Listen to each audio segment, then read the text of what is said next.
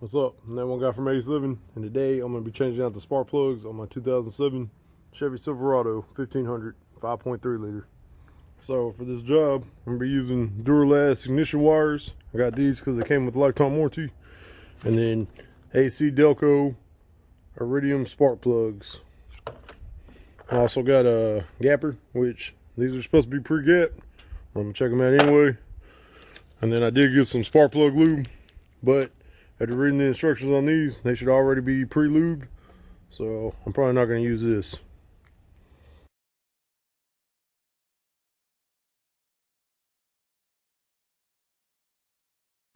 So on my truck, the wires go from the spark plug to the coil pack. They all seem to be pretty uniform. I don't think I'm going to have to set them out and adjust the sizes like you would in the old days going to the distributor, which should make this job somewhat simpler.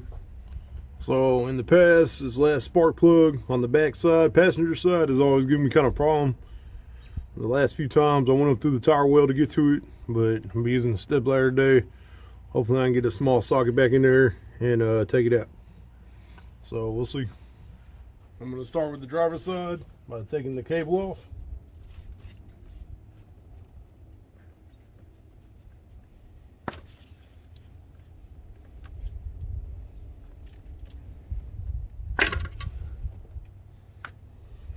So remember, when you take your old wire off, it's going to have a heat shield on it. Just pull it off, and you'll have your new wire. Just push it on snug. Alright, so to take the spark plugs out, I'm going to be using a 1/2-inch socket wrench, 2 to 3 inch extension, 1/2 inch, a 1/2 inch to 3/8 inch adapter, and then a 5/8 deep weld spark plug socket.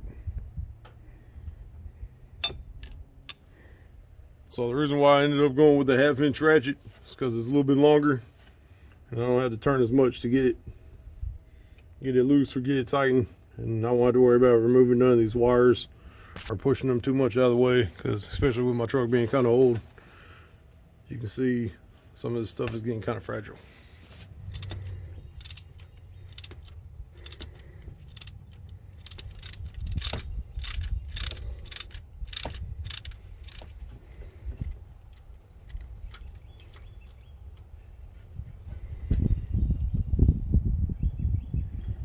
So here's the old spark plug that we just took out.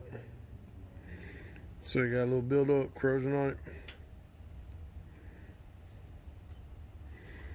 And then of course the new one. So the manual says my truck should be at a 0.04 inch gap. So you're looking at the old one, right about in there.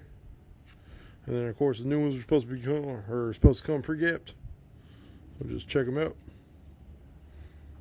and put us right about on the money.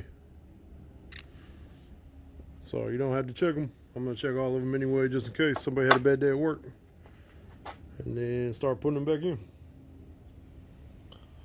So the guide also calls for using a little bit of anti-seize on here, which I'm not going to. I really haven't ever used it, but something you might want to think about. If you do use it, make sure you apply it the way it's supposed to be applied. So in my manual for my truck, it says if you do use it, apply a little bit on the top threads here, very thin coat. Stay away from the bottom threads. Again, I haven't used it, so I can't really give you too much information about that, but something to think about. Alright, so now that we know that the spark plug is gapped properly, I'm just going to use the extensions with the spark plug already in the socket. Line it up in the hole and get it started. Once I got it started, got it in there, go ahead and put the ratchet back on, tighten it down.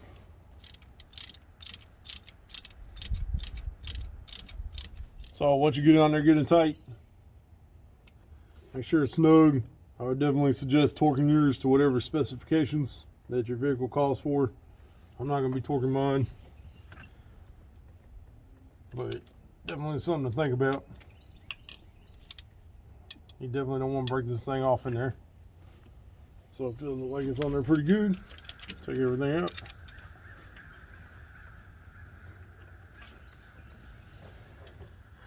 We're good. Now it's time to put the boot back on. So when you go to put your new wires on, make sure you put the heat shield back on there. Put it over it. You should hear a pop or a click. It just helps if you put it in the right angle.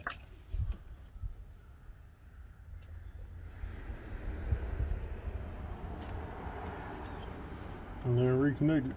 These are a little bit longer than the factory ones. So see what a difference that makes. Hard to pop on that one. Oh, there we go. I felt it that time. So yeah, you'll feel it pop into place. And now we'll do the other ones. Probably not going to talk too much to the rest of them until we get to the backside ones that are a little bit more difficult. And then we'll see what we got to change up.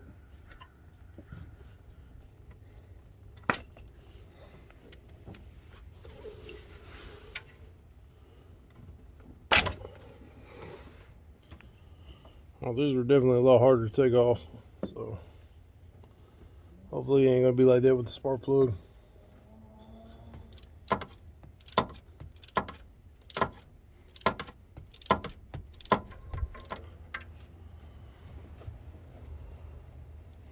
Now the spark plug gapped, or checked anyway. It was still good from the manufacturer, and then heat shield put back on the wire.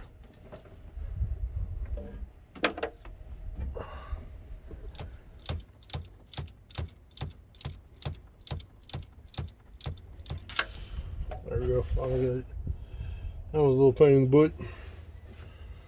Yeah, so I know it's coming from the front of the bay. It's definitely a whole lot easier to see all this stuff. So probably do it from the front, film from the side from here on out. All right, 2 down, 6 to go.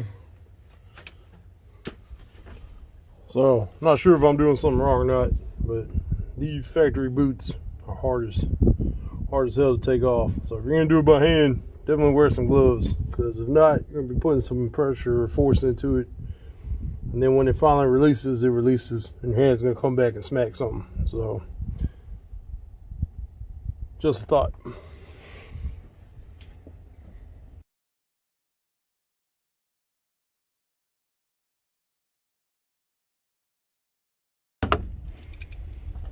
Alright, so for this back one back here by the steering shaft, I will be using 2 1-inch, 1/2-inch extensions, so that way I can still have room and play. So again, on the driver's side, third back, I ended up going with 2 1-inch, 1/2-inch extensions, and then of course the spark plug socket. That way I can get past the, or stay inside and not bump into the drive shaft or steering shaft. So something else to think about when you're doing this. Probably gonna have to do the same with the back one, but we'll see.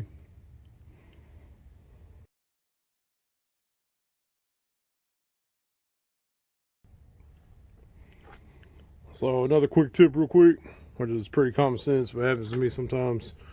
When you put your spark plug in here, make sure that you push it all the way down into the socket,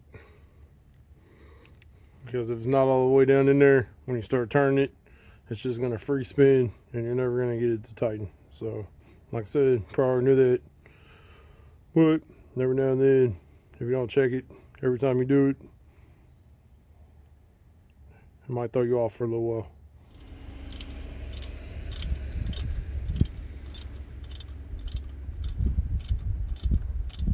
There you go. So I was having a problem with my sockets getting stuck on there. It's becoming a pain in the butt to get off. So I went and got some rubber grips. Just go into the little hole, clamp down, pull out, make your life a whole lot easier. Go back here and take this last one off. So this last boot on the driver's side all the way in the back was really giving me problems. Took me a minute to get it off. So I'm thinking if you turn it a little bit, it'll loosen it up and then it should come out for you. So if you're getting to where you're pulling and it's just not budging, try giving it a little turn, see if it'll pop out for you then. Alright, so got the last one out. This one has a whole bunch of buildup on it. See if I can get it zoomed in. So, but yeah, this one came out pretty good. Not too many problems. So put the new one in there and move on to the other side.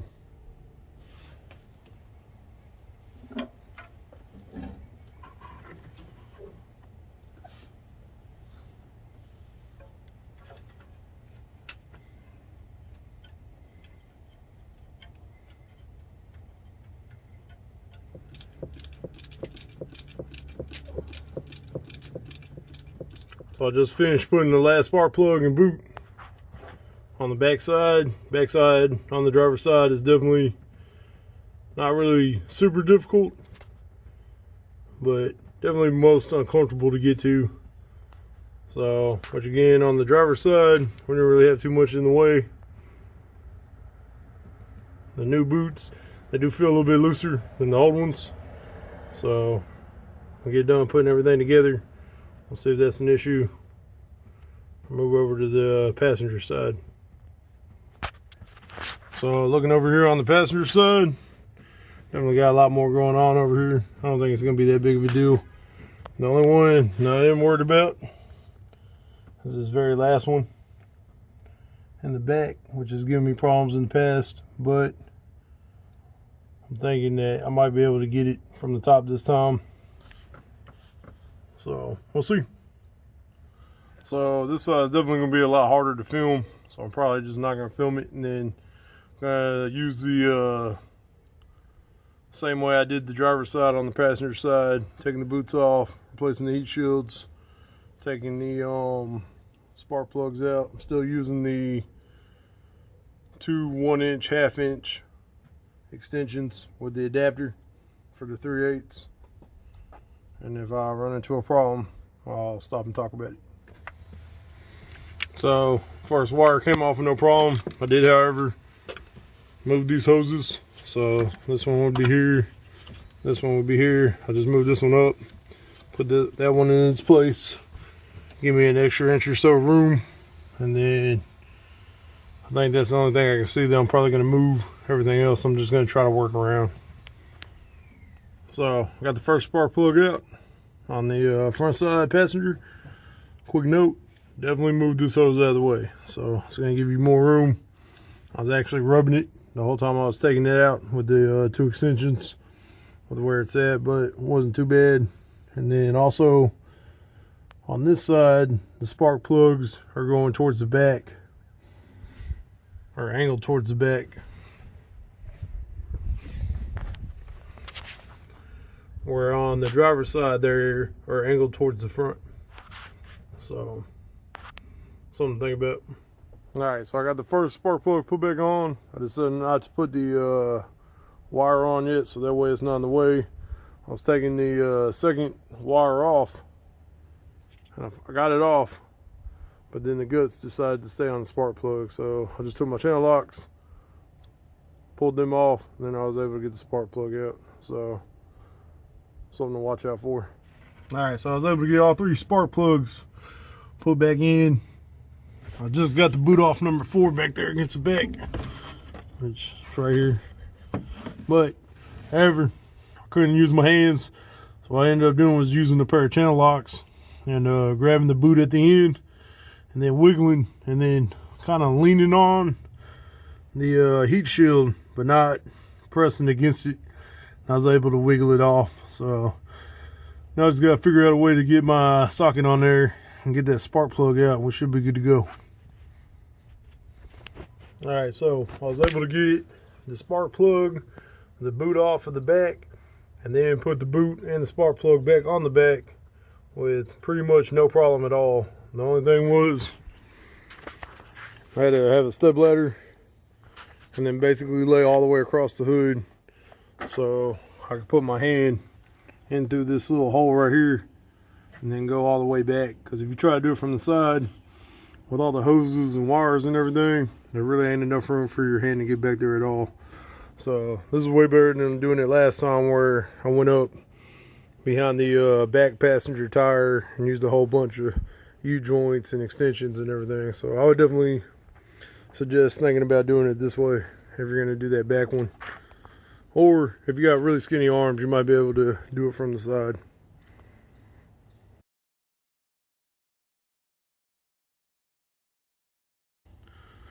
So now all I got left to do is put the boots back on, the 3 spark plugs in the front passenger side, and we should be done, be ready to start her up. Alright, so I was able to get all the spark plugs put back in and all the boots back on. So a little side note with the boots, I only have 3 of them. These first 3 right here, they actually felt pop in.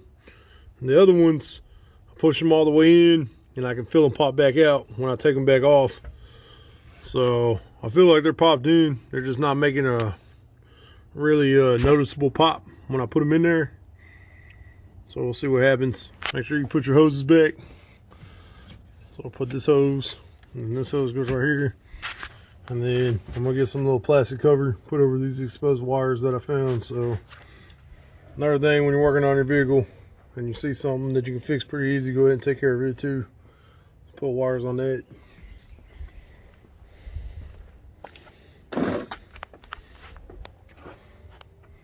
Also had these wires right here. I'll put some of that plastic covering on there. Everything else looks pretty good. But yeah, definitely on this side, the way you want to go, or the way I did it and found it the easiest, put your step stool right here. And then lay down basically with your body right in this area. So that way you can put your arm straight through this little hole right here and then go all the way back into it without having to bend it all. So just make sure you don't crush anything when you're laying up there.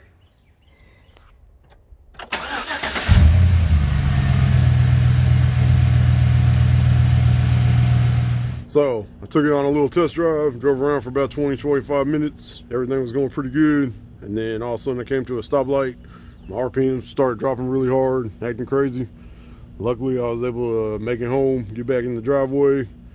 First thing that I thought of was the wires in the bottom of the boots that I was telling you about, that I couldn't feel or hear make a noticeable pop when I was putting them on the spark plugs. And it ended up being this back passenger one, the one that I thought was going to give me all the problems to begin with. It had fallen off. So I was able to get back on there. I went ahead and took all of them back off, put them all back on there, make sure they popped in real good. Not really sure what's going on with them and why they didn't work out, or why they're not popping like they're supposed to. I'm not sure if I was supposed to change the heat shields on them, or if I didn't put the heat shields on them right, or there's something about the wires. I don't know. It's my first time changing the wires on this truck, so it was a little learning process for me. But however, I did get them all back on there. The ones that I couldn't get to make a noticeable pop or sound, I just disconnected. I put on the end of the spark plug, and then I just kind of rotated the end of it until I could tell that it was on the spark plug pretty secure. So it's been about a month now since I changed out the spark plugs and wires on here. Haven't had any problems since what I was telling you about when my RPMs were dropping. So I think I fixed that problem. And then of course when I'm sitting at idle, I'm not dropping RPMs every couple of seconds. So hopefully it fixed that problem also.